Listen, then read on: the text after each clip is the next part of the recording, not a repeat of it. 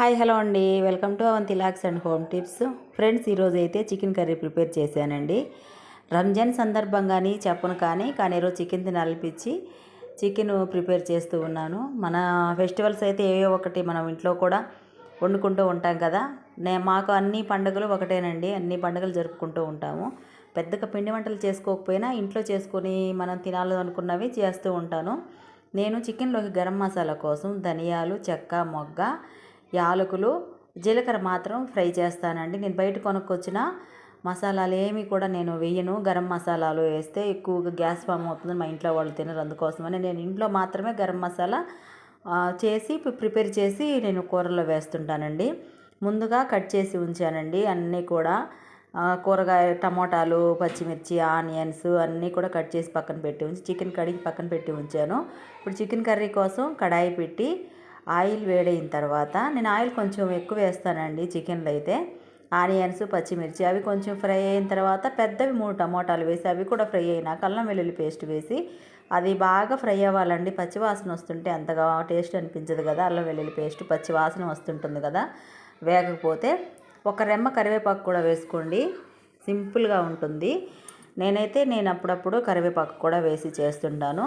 Fry అయిందండి మనం అల్లం వెల్లుల్లి పేస్టు. ఇప్పుడు మనం ముందుగా కడిగి పెట్టి ఉంచిన చికెన్ కూడా వేసుకొని సాల్టు, పసుపు వేసుకోవాలండి. పావు టీ స్పూన్ పసుపు, 2 టేబుల్ స్పూన్లు సాల్ట్ వేసుకుని పసుపు, సాల్టు చికెన్కి మసాలాలు అంతా గ్రేవీకి అంతా పట్టే విధంగా మనం అంతా కలిసే విధంగా కలుపుకోవాలి. ఈ విధంగా కలుపుకున్నప్పుడు ముందుగా మనం టమాటా ప్యూరీ లాంటివి ఏమి వేయకపోయిన టమాటాల్లో ఫ్రై చేసి ఉంచాం కదా ఆయిల్లో, అవి చికెన్కి పట్టి కొంచెం ఆయిల్ పైకి తేలే విధంగా కొంచెం సేపు మనం ఉడికించుకున్నట్లయితే చికెన్ చాలా బాగుంటుంది. ఈరోజు రంజాన్ పండగకి రంజాన్ సోదరిమణులందరూ కూడా ఎక్కువగా బిర్యానీలు, కీర్ ప్రిపేర్ చేస్తుంటారు కదా. నేను ఆ కీర్ నేను కూడా అప్పుడప్పుడు చేస్తూ ఉంటానండి. ఈరోజైతే స్పెషల్ అని ఏం చెప్పను కానీ చికెన్ చేస్తున్నాను నేనైతే ఇంట్లో. నేను తీసుకొచ్చిన చికెన్ క్వాంటిటీకి 1.5 టేబుల్ స్పూన్ల కారం వేశానండి. ఒక 5 నిమిషాలు మూత పెట్టి ఉంచినప్పుడు మనకు కొంచెం ఆయిల్ పైకి తెలియదు కదా, అప్పుడు నేను కారం వేసుకుంటున్నాను. ఈ విధంగా కారం వేసుకొని కారం కూడా చికెన్కి పట్టే విధంగా అంతా కలిసే విధంగా కలుపుకోవాలి.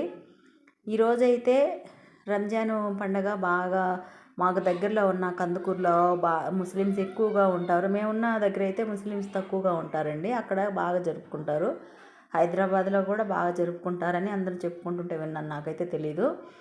చూడండి, ఒక 5 నిమిషాలు మూత పెట్టి తీసిన తర్వాత చికెన్లో ఉండే వాటర్ తోటే చూడండి ఆయిల్ ఎలా పైకి తేలింది మనం కారం వేసిన తర్వాత. కొంచెం వాటర్ వేసుకోవాలండి, గ్రేవీ లేకపోతే మనకి కూరల్లో కలుపుకోవడానికి వీలుండదు కదా. అందుకోసమని గ్రేవీ కోసం ఒక గ్లాసు వాటర్ వేసి అంతా కలిసే విధంగా వాటరు వేసిన తర్వాత చికెన్ అంతా కలిసే విధంగా కలుపుకొని ఒక 5-10 నిమిషాలు మూత పెట్టి ఉంచాలండి. మూత పెట్టి తీసినప్పుడు చూడండి ఎలా ఉడుకుతుందో. ఇప్పుడైతే మనం ముందుగా పొడి చేసి పెట్టి ఉంచిన గరం మసాలా వేసుకోవాలి.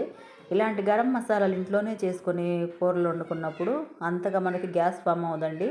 కొంతమంది మసాలాలు ఎక్కువ తింటే పడదు కాబట్టి ఇలా సింపుల్ ప్రాసెస్లో వేసుకోండి.